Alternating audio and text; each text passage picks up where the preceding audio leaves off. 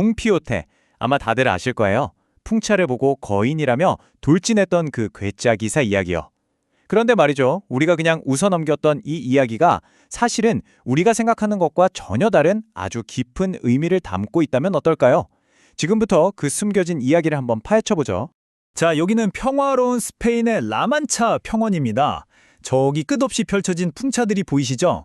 우리 눈에는 그냥 평범한 풍차지만 돈키호테의 눈에는 이게 전혀 다른 걸로 보였습니다.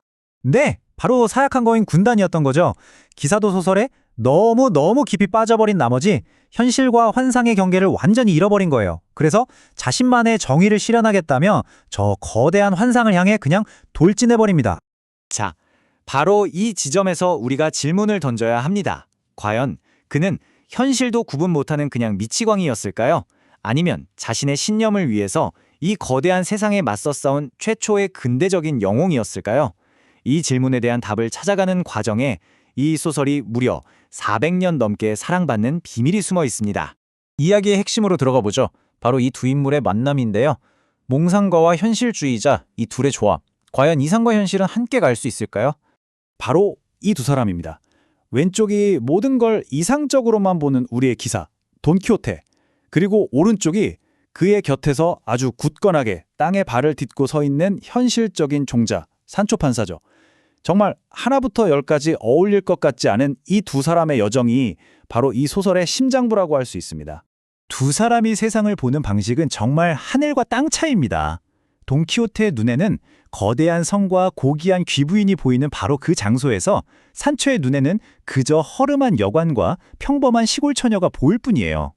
한 명은 손에 닿지 않는 위대한 영광을 줬고 다른 한 명은 그저 소박한 보상이면 만족하죠. 이 완벽하게 다른 두 세계가 부딪히는 모습 정말 흥미롭지 않으세요? 산초가 이런 말을 하죠. 나리, 저건 그냥 풍차일 뿐입니다. 이 한마디가 산초라는 인물의 모든 걸 보여주는 것 같아요. 끊임없이 주인의 환상의 브레이크를 걸어주는 말 그대로 현실의 목소리 그 자체였던 거죠. 아니 근데 작가는 어떻게 이렇게 생생하게 이상과 현실의 충돌을 그려낼 수 있었을까요? 그 답은요. 놀랍게도 작가인 미겔 데 세르반테스, 바로 그 자신의 정말 파란만장했던 삶 속에 있습니다. 세르반테스의 인생은 정말 소설보다 더 소설 같았어요.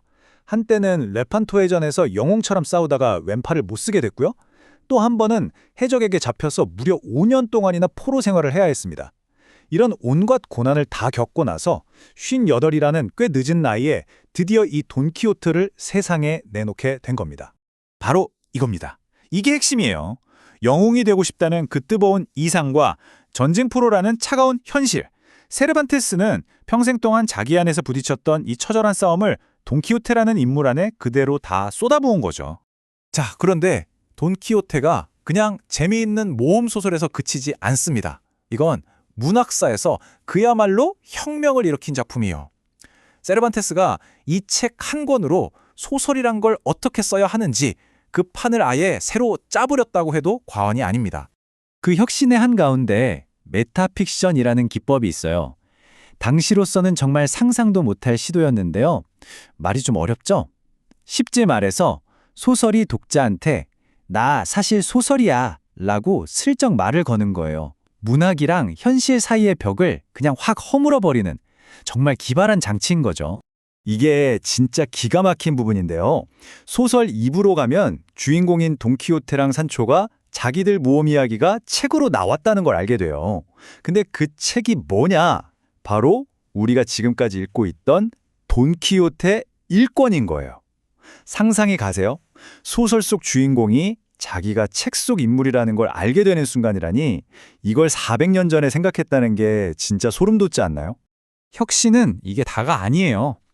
돈키호테는 세계 최초의 근대 소설이라고 불리기도 하고요. 당시 유행하던 좀 허무맹랑한 기사 이야기들을 아주 신랄하게 비꼬죠. 게다가 소설 중간에 갑자기 시가 나오거나 편지가 등장하는 등 형식도 파괴했고 심지어는 점점 기울어가던 당시 스페인 사회에 대한 날카로운 비판까지 담겨 있습니다. 자, 그럼 400년이라는 시간이 흐른 지금 돈키호테는 우리에게 뭘 남겼을까요? 그 영향력은 우리가 생각하는 것보다 훨씬 더 크고 깊습니다. 일단 그의 이름 자체가 하나의 단어가 되어버렸어요. 영어로 퀵소릭, 돈키호테적인이라는 단어가 있는데 이게 바로 너무 이상적이어서 비현실적인이란 뜻이거든요. 문학작품의 주인공 이름이 사전에 실리는 단어가 된 거죠. 대단하죠? 수많은 대문어들이 이 작품에 열광했습니다. 노벨상 작가인 윌리엄 포크너는 매년 이 책을 다시 읽을 정도였고 밀란 쿤데라 같은 작가는 아예 근대 소설은 돈키호테에서 시작됐다고 못 박았죠. 그리고 요즘에는요, 돈키호테를 거대한 사회 시스템에 맞서는 개인, 그러니까 최초의 근대적 영웅으로 다시 보기도 합니다. 결국 돈키호테는 이런 사람이 아닐까 싶어요. 겉으로 보기엔 하는 짓이 좀 어리석고 엉뚱해 보일지 몰라도 그가 품었던 신념만큼은 누구보다 고귀했죠. 그는 승리로 기억되는 영웅이 아니라 오히려 영광스러운 실패로 자신의 존재를 증명한 아주 역설적인 영웅인 겁니다. 자, 이제 마지막으로 여러분 스스로에게 한번 질문을 던져보면 어떨까요? 다른 사람들 눈에는 그저 무모하고 비현실적으로 보일지라도 여러분이 온 마음을 다해 맞서 싸우고 있는 여러분만의 거대한 풍차는 무엇인가요? 그리고 정말 중요한 질문인데요. 여러분은 지금도 그 풍차를 향해서 여전히 돌진하고 계신가요?